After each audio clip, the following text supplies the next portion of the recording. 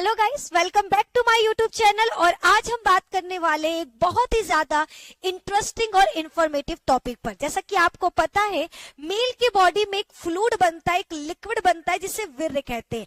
तो क्या कोई व्यक्ति अपने वीर्य को 30 दिन तक रोक सकता है? बहुत सारे लोगों को हमने जब हस्त मैथुन और स्वप्न दोष पर वीडियो दिया था तो उनका कहना था कि मैम अगर हम वीर्य को बाहर ही ना निकलने दे तो क्या क्या कोई रीजन है, या फिर बोल सकते हैं कि क्या क्या लक्षण दिखाई देंगे अगर कोई व्यक्ति अपने वीर्य को बाहर न आने दे तो।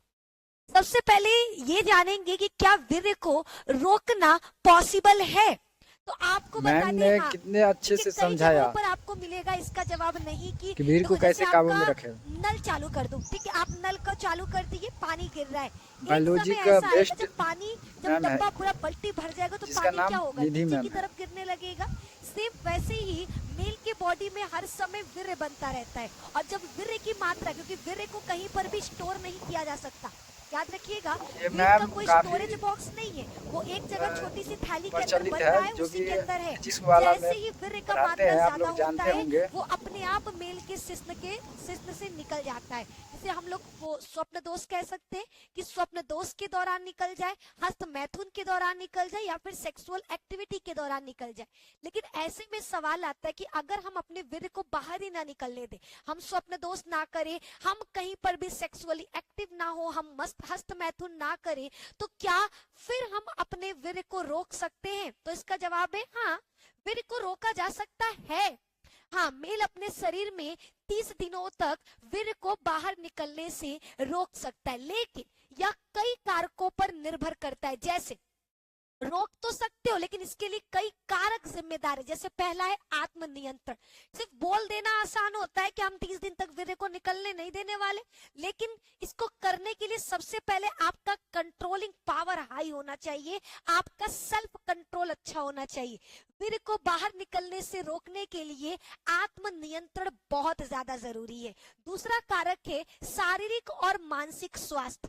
अच्छे शारीरिक और मानसिक स्वास्थ्य में वीर्य को बाहर निकलने से रोकना आसान होता है। अगर आपका शारीरिक स्वास्थ्य अच्छा है, आप बुद्धि से प्रबल हो, आपका अपने मन पर जोर है, कंट्रोल है, तो आप क्या कर सकते हो, वीर्य को कंट्रोल कर सकते हो, निकलने से रोक सकते हो। अन्यथा वो वीर्य अपने आप आपके विचारों के कारण निकल जाएगा।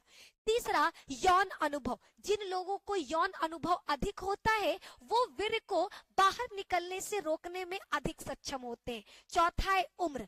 युवा लोगों में वीर्य को बाहर निकलने से रोकना अधिक मुश्किल होता है। याद रखिएगा, अगर वृद्ध है, बुढ़ापे में आप वीर्य को कंट्रोल कर सकते हो बाहर निकलने से, लेकिन जो युवा अवस्था होता है, जो उस वक्त समय होता है वीर्य का बनने का, वो बहुत तेजी से बनता है, उस दौरान वीर्य को कंट्रोल करना, रोकना थोड़ा सा मुश्किल है। अगला, वीर्य का दबाव। कई बार हमने कहा था जैसे कि टंकी भरता जा रहा, जब टंकी पूरी तरीके से भर जाएगा तो एक समय पानी गिरने लगेगा। सेम वैसे ही वीर्य आपके शरीर में हर पल हर क्षण बन रहा है, और आप उसको अगर निकलने नहीं दोगे तो वो दबाव डालेगा आपकी नसों पर, आपके अंडकोश पर दबाव डालेगा। तो अगर वीर्य का दबाव अधिक होता है हार्मोन के कारण, और टेस्टोस्टेरोन हार्मोन यौन इच्छा को बढ़ाने का काम करता है, तो अगर कोई मेल 30 दिन तक अपने वीर्य को रोकने में, कह सकते हैं कि जीत भी गया, अगर वो रोकने में संभव भी हो गया, सक्षम है, वो रोक लिया, तो